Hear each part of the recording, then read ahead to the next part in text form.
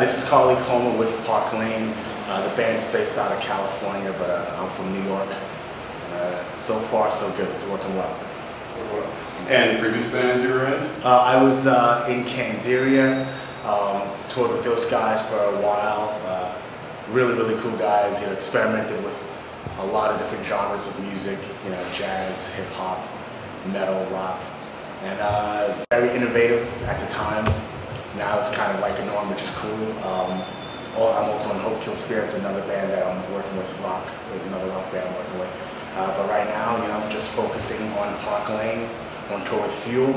The tour is going great. In fact, the old drummer from Candiria is now the drummer from Fuel, so he was able to hook that up. So, yeah. But yeah, man, the tour is going great, and we hop off October 8th and make our way back to Los Angeles and San Jose for a homecoming show. How was your transition to LA? I mean, are you living there full time? What's the deal? Oh no, I'm Brooklyn for life, man. There's like I'll never leave. But the transition, going back and forth, is actually it's pretty seamless. You know, pretty much what I do is they sent me the demo tracks, and I laid down the vocals from my home studio, worked out the melodies. And I did pretty much the whole album like that, 12, 13 songs or whatever. And then by the time we got to the studio to record it for real, we pretty much had a good game plan of how the songs are going to be. Everything was pretty much mapped out, so it was pretty easy. You were one of the founding members of Candiria, yeah, right? Yeah. So now that you're in Park Lane, were you a founding member of Park Lane, or you sort of joined them after they were formed, or how? I joined those guys after they were formed. They had a singer before me who didn't really work out. Didn't really work out well for another band, whatever. But I brought over my experience and all the things that I've been through and all the things that I learned over to the band, and it seems to really really gelled well. The chemistry was great. It seemed to really click right away, and I really love the music. Actually, it's like it just fits very, very well. You know what I mean? So it seems like I'm a founding member. You know, it's cool. Yeah, that's cool. Well, that was part of your professionalism too, yeah, because a lot of people can't make that transition from founder to member or whatever. Yeah, exactly. Well, I kind of go by that. I was watching this interview that Bruce Lee was doing, and he was talking about the many styles that he put together, to I guess form his art form, which I don't know what it was called. I can't pronounce it really, but I don't even want to try. But basically, he goes, when you do anything, you have to be like water. When you pour water into a cup, water becomes the cup. When you pour water into a bowl, water becomes the bowl. You know what I mean? So that's kind of how I look at it. If I join a project, I become part of that project, and just I kind of fill in all the missing pieces and everything. Yeah. That's awesome. That's great. So tell me a bit about the music in Park Lane, like music influences, or where do you get your songwriting ideas? Or I know lyrically the things that inspire me more are just life in general. Some of the things that I've seen people go through, some of the things that I've been through personally, like on a physical level, spiritual level, emotional, mental level. I have a lot of friends. I know a lot of people, and I watch a lot of documentaries. So you start to get a real idea, real strong idea of what human beings go through and how they can handle it, how they handle it in a positive way and how they handle it in a negative way, and sometimes how they just coast just the two, balancing the two, yeah.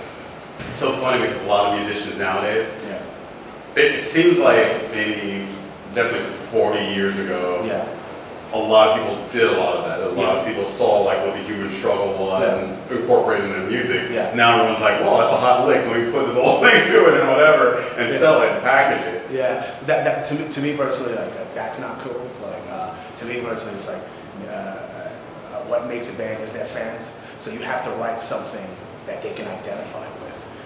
If you're just going to be the guy who just let me just write this. It's all about me, then just stay in your living room and do that. You know what I mean? You're given the opportunity to inspire and speak to people. Don't take it too lightly. You know what I mean? No, that's how I do it. No. Hopefully no one's not waiting outside the door waiting to punch me in the face. That's just how I feel about it, you know what I mean? Whatever. So is the new CD out with Parkway? The CD comes out September 20th, but we're selling it on tour, you know. Yes, people, we still sell CDs. It's like an 8-track and a cassette, I know. Yeah, exactly. Some people are like, what's that? Exactly. But it will be available online September 20th. Yeah. All my retailers. So, is Park Lane major label, indie label? Basically, well, we put out the record ourselves. We've been blessed with the means to do so. And pretty much we're just hiring all the people that a label would hire to get things done, and it seems to be working out well. And it seems to be the norm this day and age, where bands have more power to do so, where they don't necessarily need a label to get things done. It's always nice though, you know what I mean? But if you could do it yourself, why not? Right? You have more control now. Okay, so the CD's not officially out online, but you're selling at shows. Yeah. Are you doing anything for like radio play? Like, is there any places you can't get stuff played anymore? Oh yeah, I mean we have I think it hits radio September 20th as well. It's metal radio. Good. Then after that, we'll work on active rock, but we're gonna do metal radio first. And yeah, man, so far the reaction has been great. Pretty much, we're playing for a whole bunch of people who don't know who we are, and by the time we hop off stage, there's a line all the way to our merch table, signing autographs and selling a lot of merchandise, and people just going crazy after the first song. It's not the Beatles or anything, but but it sure feels like it, so it's cool. That's cool.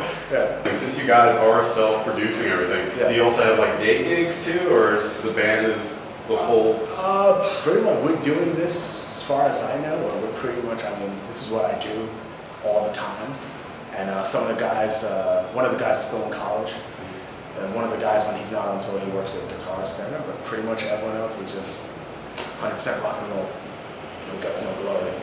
Yeah. No, it's good because it provides like inspiration for people that are coming up. It's like, I'll have to do this, not to work in the post.